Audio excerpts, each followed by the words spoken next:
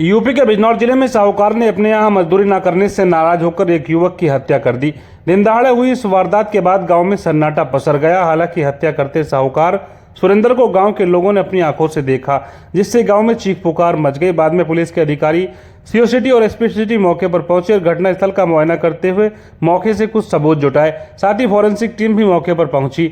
वारदात को देखकर ऐसा लगता है जैसे गांव में वर्चस्व कायम करने की नीयत से इस हत्याकांड को अंजाम दिया गया हो। वारदात 28 जून की दोपहर 12 बजे की है।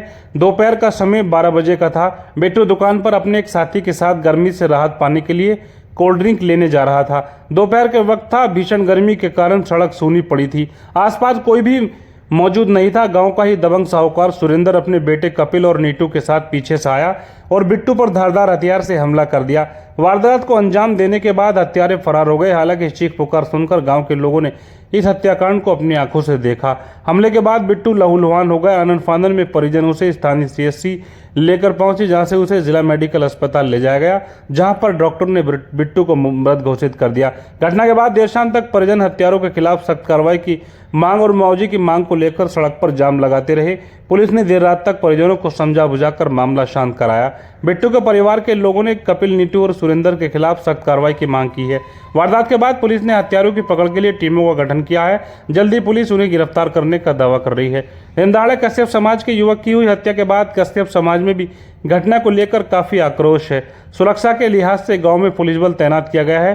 पुलिस जल्द ही इस वारदात के हर पहलू पर जांच कर हत्यारों को गिरफ्तार करने का दावा कर रही है।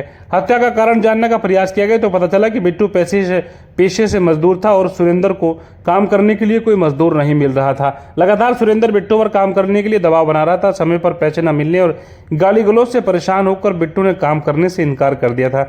इसी बात से नाराज होकर सुरेंद्र ने कहा कि या तो साले तू हमारे घर काम करेगा या फिर जान से हाथ धो बैठेगा। ये कहते हुए सुरेंद्र ने बिट्टू पर जानलेवा हमला कर दिया, जिसमें बिट्टू अपनी जान से हाथ धो बैठा। हालांकि पुलिस ने त्वरित कार्रवाई करते हुए घटना का संज्ञान लिया और पुलिस के वरिष्ठ अधिकारियों ने मौके का निरीक्षण किया है। फिलहाल इस मामले में पुलिस ने सभी पहलुओं पर जांच शुरू कर दी है और फरार हत्यारों को गिरफ्तार करने का पुलिस जल्द ही दावा कर रही है। में एक व्यक्ति द्वारा बिट्टू पुत्र चरण सिंह निवासी कोहरपुर को चाकू मारकर घायल कर दिया है।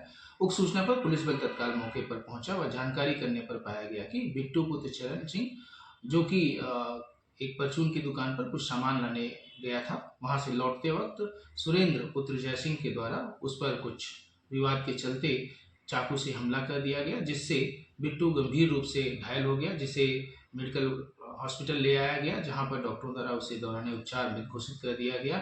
बिट्टू के परिजनों द्वारा दी गई तहरीर के आधार पर थाना मंडावर पर सुसंगत धाराओं में अभियोग पंजीकृत कर लिया गया है तथा आरोपी गणों की गिरफ्तारी हेतु 3 टीमें लगाई गई हैं। शीघ्र ही आरोपियों की गिरफ्तारी करते हुए अन्य आवश्यक कार्रवाई प्रकरण में अमल में लाई जाएगी।